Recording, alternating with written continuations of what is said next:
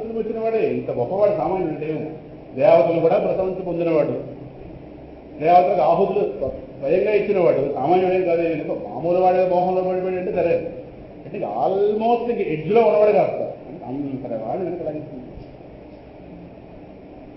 అంటే ఇంతకాలం లేవంటారా, లోపల ఉంటాయి అనుకూల పరిస్థితుల కోసం.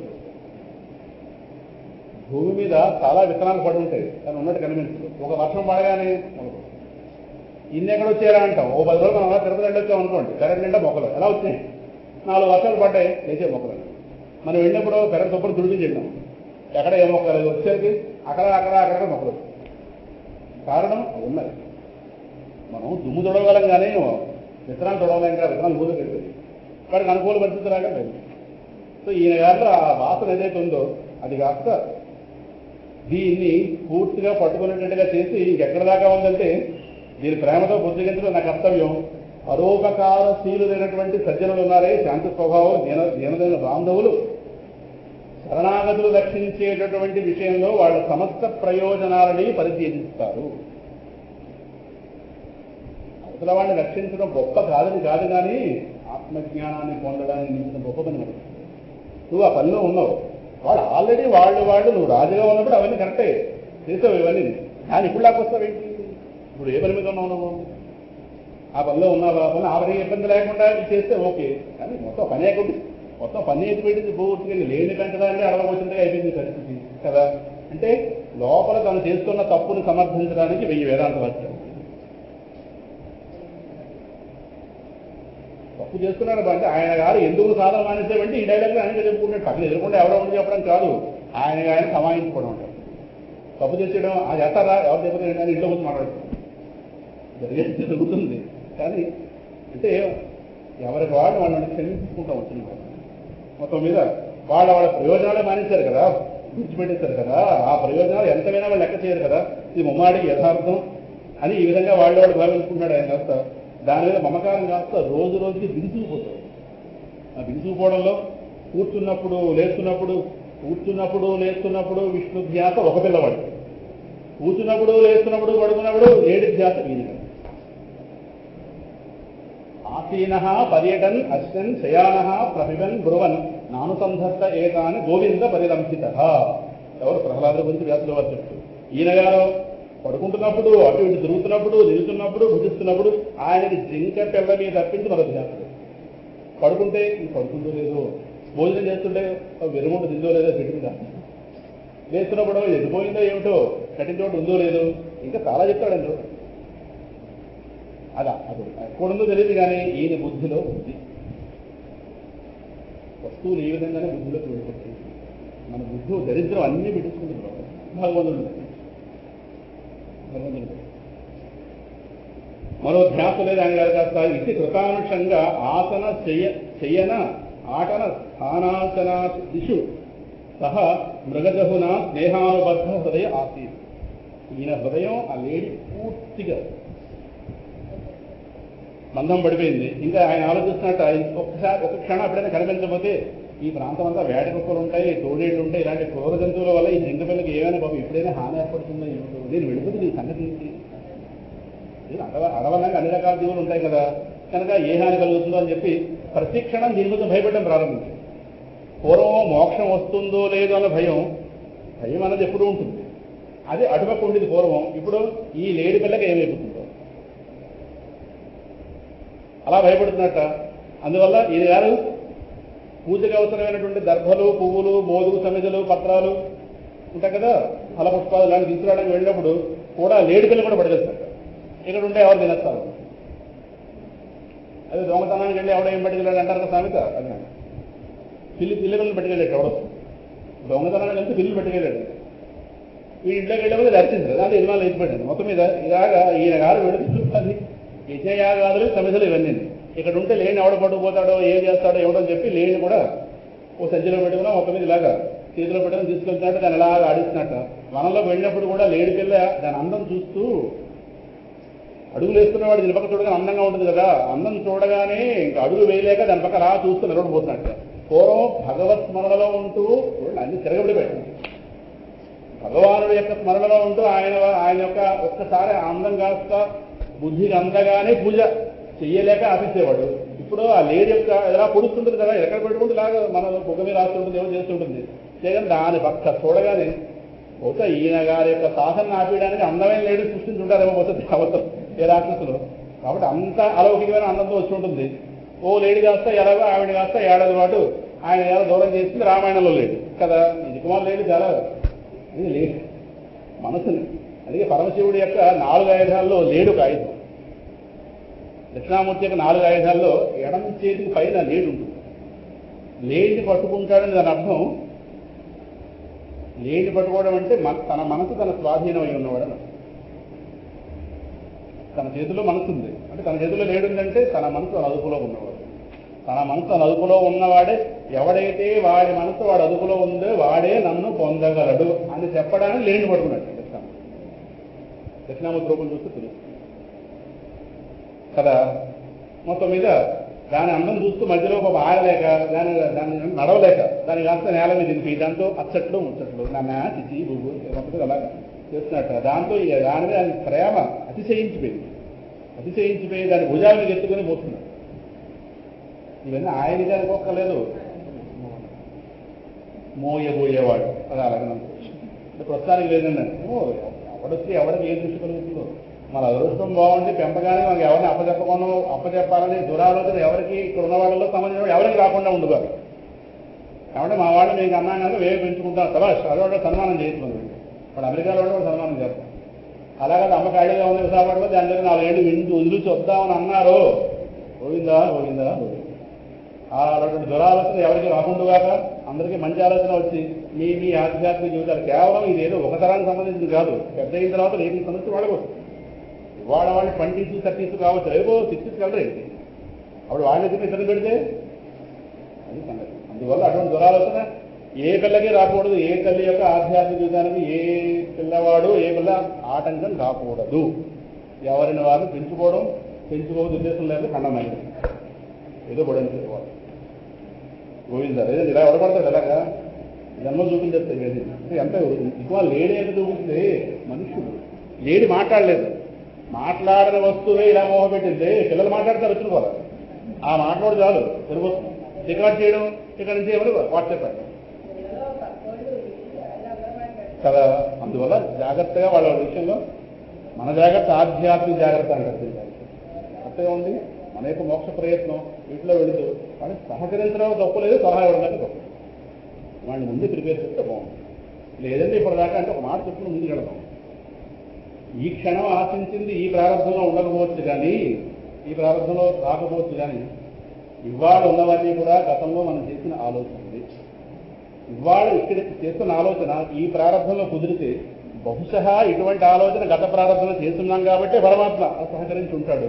లేదు ఒకవేళ ఆల్రెడీ పెంచుతామని ఇద్దరు ముగ్గురు అన్నారు అనుకోండి, రాబోయే దేహానికి ఇవన్నీ ఉపయోగం. కనీసం ఆలోచన డెవలప్ అయితే ఈ ఆలోచన రాబోయే ప్రారంభంలో పరమాత్మ. ఎందుకంటే మన ఆలోచనలే మన ప్రారంభాలు. అనుకున్నవి జరగకపోతే కానీ జరుగుతున్నవన్నీ అనుకున్నవి ఉన్నా గతంలో మనం అనుకున్నది పరమాత్మ ఏది ఇవ్వడం. కనీసం ఒక ఆలోచన ప్రాయంగా తయారు చేసి ఉంచుకుంటే రాబోయే దేశంలో కనీసం ఎటువంటి బంధాలు లేకుండా ఉంటాయి. కనుక మన దేహమే మన బంధం. ఇంటి వీడిని పెంచడాలి కదండి. వాళ్ళ పెంపకాలు చాలా కష్టం, నరకం. లేడి పిల్లకేముంటే ఏం పెడితే తింటుంది. పిల్లవాడు తింటాడా, ఇంక వాడికి జ్వరం వస్తుంది, వాడు ఆ స్కైప్ మీద కూర్చోబడ్డాడు, వాడు అంటా అంటే ఇలా మూడుకుంటాడు. వాడు చూస్తే అక్కడ ఏం మాట్లాడలేదని వాళ్ళే రెచ్చిపోతున్నారు. ఓ డాక్టర్ దగ్గర తీసుకెళ్ళాలి, ఈ డాక్టర్ దగ్గర మందు వాడాలా, మందు వాడితే 3 రోజులు పడుతుందా జ్వరం తగ్గడానికి, మందు వేసేగానే పోవడానికి సినిమా వాడు. ఇక వాళ్ళని సరిగ్గా చూడలేదే, వెయిట్ పోయిట్లేదని వాళ్ళు ఎక్కడికి ఫోన్లో కంచారు. ఎలా కంచాలో తెలియదు ఇక్కడ ఉన్న వాళ్ళు. ఇంకా అటు నుంచి పోను ఇటు నుంచి పోను, మనసులో బాధపడడం. నువ్వు ఎందుకో మహాకలం చెప్పి విమానంలో దింపుకొచ్చాడు కదా. మరి అదే 2 ఉద్యోగాలు. అదే నోరు ఎత్తకుండా ఉండడానికి ఏడాదికి 4 తులాలు మనం కొనేస్తారు. నువ్వు పడుంటే పెంచారు, మనకు 4 తులాలు ఉంటారు, మనకు అది ఆనందం. పోతే 4 తులాలు బంగారం. తులాలంటే తులం అంటే బంగారం వస్తుంది, వెండి కాదు. ఓ చీరవాడు పెట్టేస్తుంటారు. ఇప్పుడు అంత జీతాల్లో 4 తులాలు కొనడం కష్టమైంది వాళ్ళకి. మనకు అదే పెద్ద ఆత్మజ్ఞానం కదా. అందువల్ల మొత్తం మీద మనం ఆత్మస్థాయి పొందేలోపు ఈ మధ్యలో ఏది అదే ఆత్మ. నేను చెప్పాను కదా, ఏ స్టేషన్ వస్తే ఆ స్టేషన్ హైదరాబాద్. అది హైదరాబాద్ కాదు, వెరిఫికేషన్ అనేది కూడా వెళ్తే పకోడీ ఒకనాడు హైదరాబాద్లో పకోడీ తిన్నాం కాబట్టి పకోడీ కనిపించిన ప్రదేశంలో హైదరాబాద్ అవ్వదు. దిగిపోతుంటాయి మరి వాడిని వెనక రాగాల గురువు గారికి ఇదే పని. ఎవరు దిగిపోతున్నాడు చెప్పి ఈయన గారు పడుకోగానే వాడు దిగిపోతుంటాడు, మళ్ళీ లాగాలి. ఆ లాగడమే ప్రవర్తనం మళ్ళీ. ఆయన కళ్ళు విడితే పక్క బెర్తలో వాడు ఉండడు, ఏమైనా దిగిపోయాడు ముందు స్టేట్లో అది వచ్చా బాబు అని చెప్పి ఈయన మళ్ళీ వెళ్ళేవాళ్ళు అనుకోవచ్చు. ఇందుకే ప్రవచనాలు. దిగిపోవడం, దిగిపోయిన వాళ్ళు ఎక్కించడానికి ప్రవచనం. మొత్తం మీద ఈయన గారు భుజమే మోస్తున్నట్ట అప్పుడప్పుడు వాడు తను కూడా కూర్చుని, అంటే అలా నడుస్తుంటే దానికి బహుశా తను అలా కూర్చుంటే బాగుంటుందేమో అనిపిస్తుందేమో అని చెప్పి దానిలో కూర్చుండిపోయి దాన్ని కాస్త ఒళ్ళులా పెట్టుకుని హృదయానికి ఇలా హత్తుకునిరా. ఆ పరిస్థితిలో నా ఆనందం ఉంది. ఇదే కోరుకుంటుందేమో బహుశా. ఇలా నేను అడగడం దానికి ఇష్టం లేదేమో, అలాగ హత్తుకుని ఉండి పిల్లవాడి తల్లి హత్తుకుని ఉంటుందే అలాగ హత్తుకుని ఉంటే కోరుకుంటుందేమో అని చెప్పి, అంటే ఆయన మనస్సు ఈయన మనసులో మాట్లాడేస్తుంది. దాంట్లో నడకాపించేబట్ట అంటే ఈయన పని బయలుదేరాడు. దీనికి యజ్ఞానికి సమస్యలు అవన్నీ లేదు, వీటికి గోవిందా గోవిందా గోవిందా.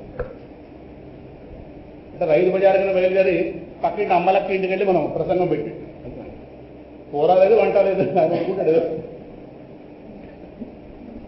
మొత్తం మీద ఈ విధంగా లాలిస్తున్నాడు, చాలా ఆనందిస్తున్నాడు. బాగానే ఉంటాయి ఆ సమయానికి. తర్వాత ఇప్పుడు తెలుసు ఇంత రిపెంట్ అయ్యాడు ఈయన గారు మళ్ళీ పుట్టిన తర్వాత. కారణం పూర్వజన్మ స్మృతి. ఎంత రిపెంట్ అవుతాడో లేడీగా ఉన్నప్పుడు ఈయన తీసుకున్న జాగ్రత్త ఉంటుంది. చూద్దాం. ఇంకా ఈయన గారు నిత్య నైమిత్తిక కర్మలు చేస్తున్నప్పుడు కూడా అంటే పూర్తిగా వదిలి లేదు, చేస్తున్నాడు కానీ వేషం వేస్తున్నాడు కానీ లోపల జాగ్రత్త. కర్మ ప్రారంభించినట్టు యజ్ఞాలు అగ్ని కార్యాలు చేస్తున్నప్పుడు కూడా మధ్య మధ్యలో ఏమైందా అని చూస్తున్నాడు. మనం కూడా అలా విష్ణుదాసనామని చదువుతూ సీరియల్ ఎక్కడ దాకా అవుతుంది. అలాగే అది చంపించాలి లేదా అని చెప్పి ఏదో సహస్రనామం టైం అదే చదివితే అయిపోయింది, వాళ్ళు చదవలేదు తీరండి. అక్కడ ఏమైంది యాడ్ వచ్చిందా ఇంకా వాళ్ళగా మధ్యలో నేను చూపించేయడా డీక్యాప్ ఏదో వస్తుంది కదా అలా చూపించేయడం. మొత్తం మీద అటుపక్క చూసినట్ట అది కనబడగానే అప్పుడు ఆహుతి. అంటే మంత్రానికి ఆహుతికి గ్యాప్. ఇంద్రాయ స్వాహ వెంటనే వేయాలి. అలా పట్టుకున్నాడు. అటుపక్క ఉందోలని దృష్టి దాని మీకు వెళ్ళింది. మంత్రం చెప్పించాడు. ఇంద్రుడు కాస్త సిద్ధంగా ఉన్నా సరే స్వాహాలు చెప్పట్లేదు, వెయిట్ లేదు. పలికిన దానితో వెంటనే వేయాలి. ఆ మంత్రం పలకగానే వెంటనే వేయాలి, లేదంటే దేవతను పుచ్చుకోడు. అరగంట పోయిన తర్వాత కూడా భోజనం పెట్టినా తినడానికి మనం కాదు దేవత. మనకేమంటే గంట పోయిన తర్వాత పెట్టామని తింటాం, గౌరవించమైన తింటాం, అది వేరే సంగతి. దేవతలు అలాగే వాడు చాలా గౌరవం కావాలి. మంత్రం పలకడం అంటే వెంటనే వస్తారు, మంత్రం ఆపేగా వెంటనే పెడుతారు. వాళ్ళు ఉంటారు అక్కడ. సో ఈయన గారు మంత్రం పలుకుతాడు కానీ వీడు వేసేలాగా దృష్టి దాని మీద ఉంటుంది. అమ్మాయి అది ఉందనగానే ఇక్కడ వేస్తున్నాడు, ఎవరు గుర్తుంటాడు అక్కడ. దాంతో యజ్ఞాలను నిష్ఫలమే. యజ్ఞం జరుగుతుందేమో కానీ నిష్ఫలం, అంటే తేజస్ తగ్గిపోతుంది. మనకి ఆధ్యాత్మిక ప్రగతి ఎలా వస్తుందో అలాగే డౌన్ఫాల్ ఉంటుంది మళ్ళీ. ఎందుకంటే ఇవన్నీ ఎలా పెరిగాడో అలా తగ్గుతూ రావాలి. మళ్ళీ తగ్గితేనే మళ్ళీ ఒక ప్రమాదం ఉంటాడు కదా. అందువల్ల వెంటనే కనపడగానే ఆయన మొత్త నీకు అన్ని విధాలుగా క్షేమవుగాక అన్నట్టు. ఎక్కడి నుంచి ఆయన జాతకు ఉండాలి, నువ్వు అటు ఇటు వెళ్ళిపోతున్నా అవునవా, నీకు అన్ని క్షేమములు జరుగుగాక, అన్ని విధాల నీకు శుభమవుగాక అని చెప్పి ఇక్కడి నుంచి కాస్త పలుకుతున్నట్ట మహానుభావుడు కాస్త. ఎప్పుడైనా ఒకవేళ దించకపోయినా కనబడకపోతుంది. ఒక లోభి వాడు దాచుకున్న డబ్బు కనిపించకపోతే ఎలా విలవెల్లాడిపోతాడు, అలా విలవెల్లాడు.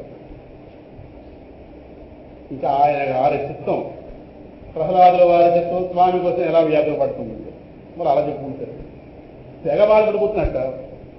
ఇంకా దాని ఎడబాటు తట్టుకోలేక ఇంకా సంతప్త హృదయుడు, విపరీతమైన దుఃఖంతో కూడిన హృదయం, దానిపై ఉన్న వ్యామోహం, దాంతో ఒక దుఃఖపూరితమైనటువంటి స్థితి పొంది ఇలా అంటున్నట్ట, అయ్యో ఈ పిల్లకి తల్లి లేదు. ఈ తల్లి లేకపోవడం అన్నది మాత్రం డామినేట్ చేసి మన అవతల వాళ్ళు మనం నెత్తిని కూర్చోవడానికి వాళ్ళకి ఏదో వీక్నెస్ ఒకటి ఉంటుంది, వాళ్ళకి మైనస్ పాయింట్ ఉంటుంది. దాన్ని మనం ఇప్పుడు గుర్తుపెట్టుకోండి, బంగారు కత్తే కానీ మెడ కొట్టుకో. ఈ ప్రపంచంలో ఉన్నదని బంగారు కత్తిదే. మన దురదృష్టానికి ప్రతిదీ బంగారు కత్తెలా కనిపిస్తుంది. బంగారు కత్తి నమస్కారం పెడతాం, బంగారం నమస్కారం పెట్టాలి కానీ కత్తిని మెడవేసుకుంటామా? కాబట్టి బంగారు కత్తి మెడవేసుకోండి, మెడవేసుకుని నా మెడవడేసి వెళ్ళింది.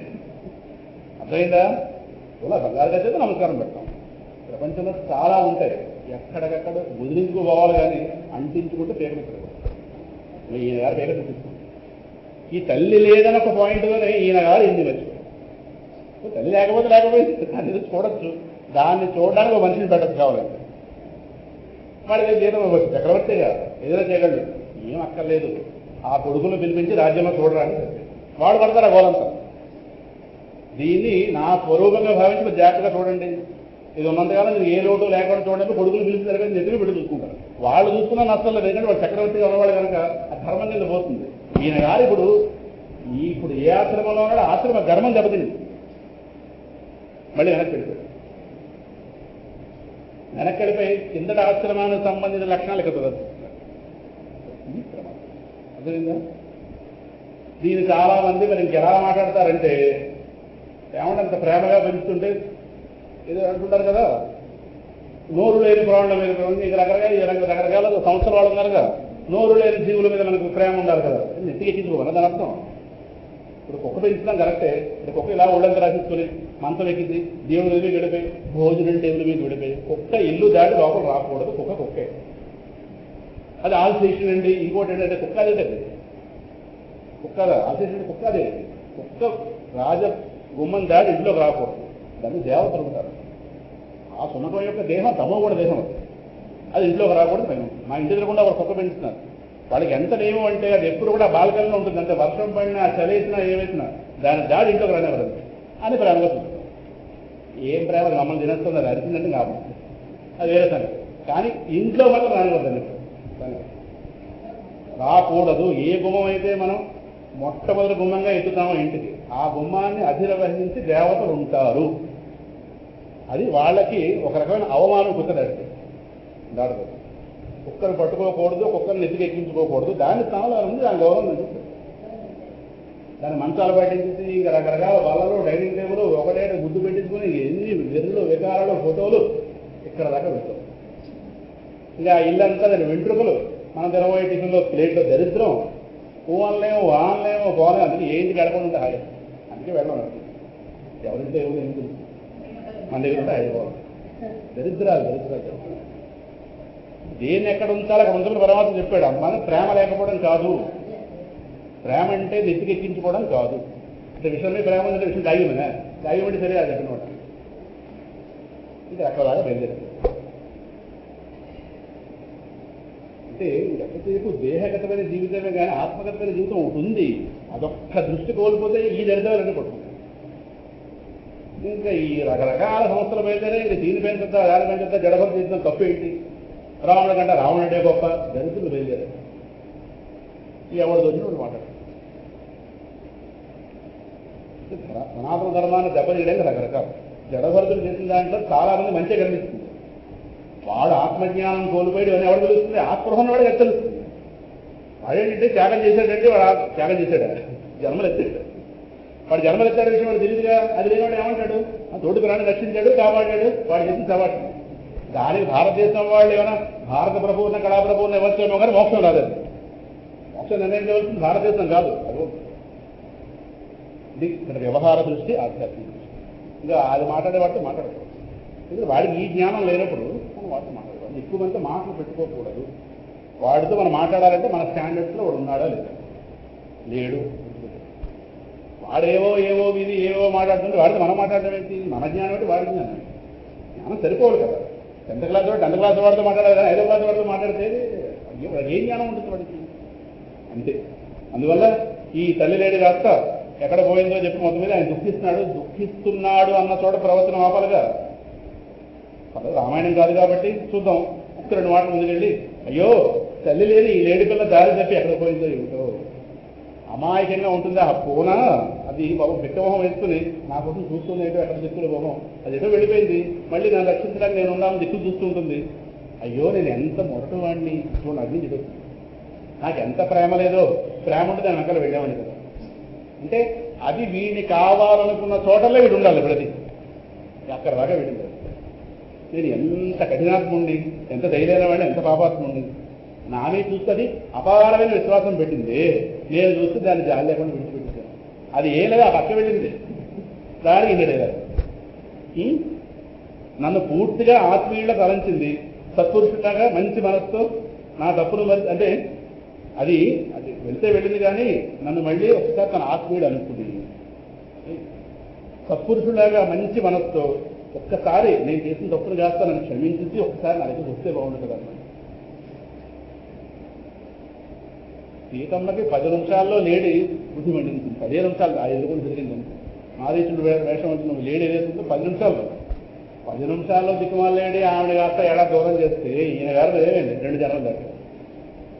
నన్ను అడిగితే 2 జన్మలు అయితే అసలు 100 జన్మలు వెళ్ళాలి, కానీ ఒక సాధకుడు కాబట్టి 2 జన్మలు చేస్తాయి.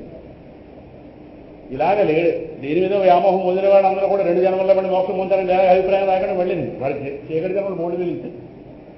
మనం ఏ గుణంతో ప్రాణి ధ్యానిస్తే ఆ గుణాన్ని పొందుతారు. చెప్పుకుంటాం తర్వాత, రేపు ఉంది కాకుండా అసలు బ్యాండ్ రేపు ఉంది వాడేది కొంతవరకు.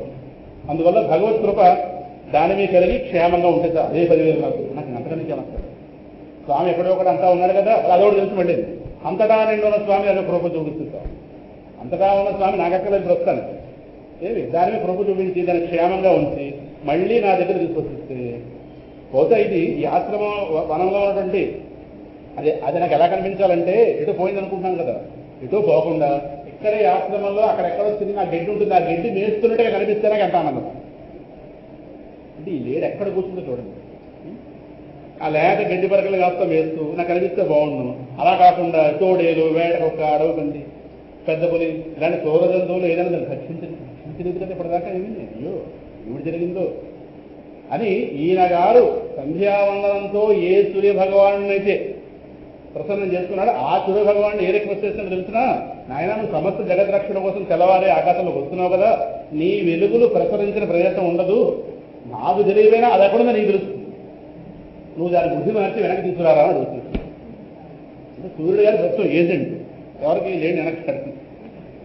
అంటే దయామయుడు అంటే చెప్పి నువ్వు జాగ్రత్త కొద్దిసేపట్లో అస్తమించబోతున్నావు, ఎక్కడో అక్కడ దాని మనసు మార్చి దాని కాదు నువ్వు మళ్ళీ నా దగ్గరికి ఆశ్రమానికి వెళ్ళిపోవాలని ఆలోచన నన్ను తీసుకురా, నువ్వు ఏదైనా చేయగలవు కాబట్టి ఈ విధమైన ఆలోచన తీసుకురా. ఆ ఆడలేడు నాకు కనిపించకపోతే ఆ ఆడలేడు నాకు ఇచ్చోడండి మళ్ళీ ఒకటి సినిమాలో చూస్తుంటామే, ఒక ఆవిడ చచ్చిపోతూ పిల్లని అప్పచెప్పి చూడిపోతే ఎలా ఉంటుంది. ఆ ఆడలేడి పోతూ ఇది దీన్ని నాకు అప్పగించింది అంటాడు మళ్ళీ. అంటే ఇక్కడ ఏమైనా చట్టరీస్తే ఏమైనా మార్పులు జరిగాయా? అది పోతూ ఈయనకి ఎన్ని రకాల ఆలోచనలు చిన్నవల బలవలు అయిపోతుంది. మొత్తం మీద ఈ విధంగా ఈ జడభద్రుని గారు కాస్త ప్రస్తుతానికి ఈ అన్వేషణలో ఉన్నదండి. రేపు మళ్ళీ అన్వేషణ పూర్తయిన తర్వాత ఏ స్థితి పొందాడు, అక్కడి నుంచి ఏ స్థితి పొందాడు రేపు ఎల్లుండో మళ్ళీ. రేపటి రోజున ఇక్కడ ప్రవచనం లేదు, మీరు కూడా జడభద్రుతో లేడు వెతకండి, అంటే చక్రవర్తి భద్రత ఇందులో కలిపి ఆయనతో పాటు సూర్య భగవానుడితో పాటు మనం కలిపి ఎదుగుతాం. ఎల్లుండి ఎవరు దొరికితే వాళ్ళు తీసుకొస్తే అప్పుడు దాని ప్రస్తావన మళ్ళీ ఎల్లుండి. రేపు మర్చిపోయి వచ్చేయండి, ఎందుకంటే మీ కాళ్ళు 10 అవగానే ఇటుపక్క నడుస్తుంటాయి కనుక అలవాటు పట్టి వచ్చేయండి. రేపు మళ్ళీ ఎల్లుండి 11 గంటలకు మళ్ళీ సమావేశమై జడభరతను ఏం సాధించాడో చూద్దాం. స్వస్తి ప్రజాభ్యః పరిపాలయంతాం న్యాయేన మార్గేణ మహీషాః గోబ్రాహ్మణేభ్యః శుభమస్తు నిత్యం లోకాః సమస్తాః సుఖినో భవంతు.